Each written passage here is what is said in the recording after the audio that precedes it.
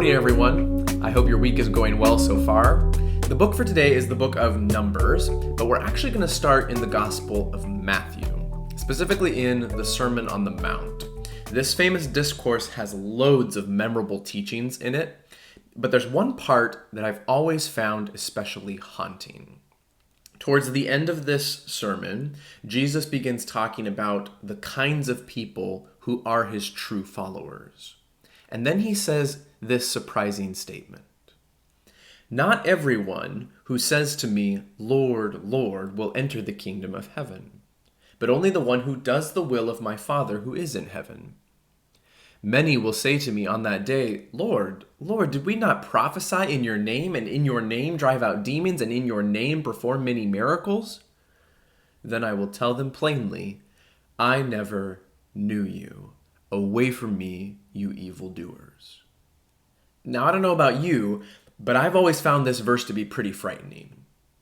Jesus says there will be people who do great work for God who never actually knew God. And notice who Jesus says this will happen to. Many people. Whoa. Now look at this verse again. Jesus says that people will claim that they have done three things. Prophesy in his name, drive out demons in his name, and perform miracles in his name. Now, the first one makes sense to me, right? You can claim to prophesy something from God, but it wasn't actually from him. That seems feasible. But what about the last two? How can someone cast out demons and perform miracles in God's name, yet they aren't actually right with him? Doesn't that seem really contradictory?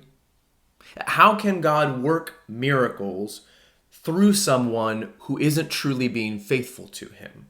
That doesn't make sense. Well, this brings us to the book of Numbers, chapter 20. So Moses and the Israelites, they've been in the wilderness for a really long time at this point, and the people come to Moses one day complaining that they don't have any water.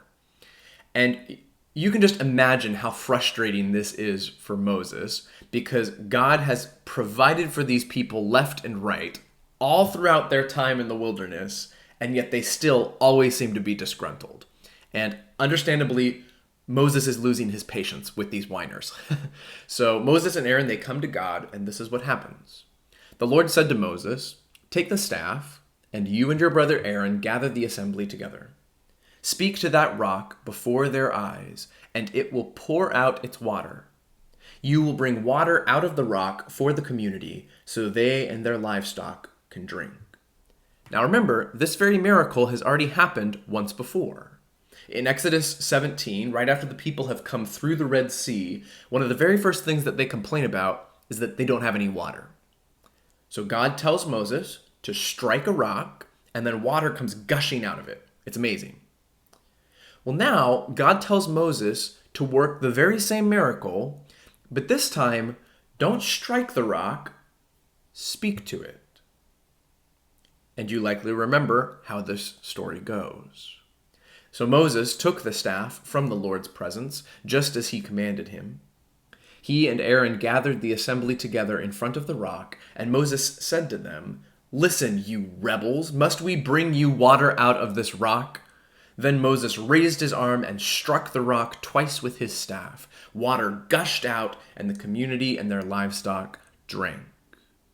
So Moses, clearly angry with the people, strikes the rock twice, and water comes gushing out.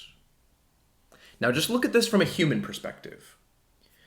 Was Moses effective?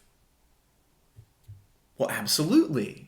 He just worked a great miracle. Water came gushing out of the rock. His ministry was a success.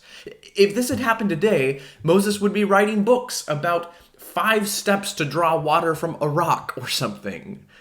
But though Moses might have been effective, and though the people might have been impressed, God was not pleased. In fact, the very next verse tells us the consequence for Moses' disobedience. But the Lord said to Moses and Aaron, Because you did not trust in me enough to honor me as holy in the sight of the Israelites, you will not bring this community into the land I give them. So the really bitter end to this story is that because Moses didn't follow God's instructions, he doesn't get to go into the promised land. Now we could have a different discussion about why Moses gets such a severe punishment for something seemingly insignificant, but that's not what I want to focus on right now. This story is a case study example of how God could work a miracle through someone despite that person being unfaithful. God's mercy prompts him to still provide miraculously for his people despite Moses' flaws. So this is the takeaway. Effectiveness and faithfulness aren't one and the same. Humans look for effectiveness. We look for results and numbers and measurable gain. But God doesn't judge our effectiveness. He judges our faithfulness. And what I want to encourage you to do today is to focus on the right fruit. I'll just speak pastorally here. I would look like a really, really good pastor and Christian if I had 30 baptisms a month at my church and our tithe dollars doubled and I had new members joining my congregation every week. And when I prayed for miracles, they happened. But while those things might be good indicators of God doing great work through my ministry, those metrics aren't ultimately what matters. What God desires from me as a pastor and from you as a disciple of Jesus in your own vocation is faithfulness. I've been reading this great book called What If Jesus Was Serious? It's by a pastor named Skye Jethani, and it's a unique little book. It's full of artistic doodles that the author makes about spiritual truths, and then he writes a short little devotional thought about the doodle. And this book is surprisingly deep for being doodles. So here's just one of the doodles. This is why I'm bringing this up. I want you to just take a look at this for a moment.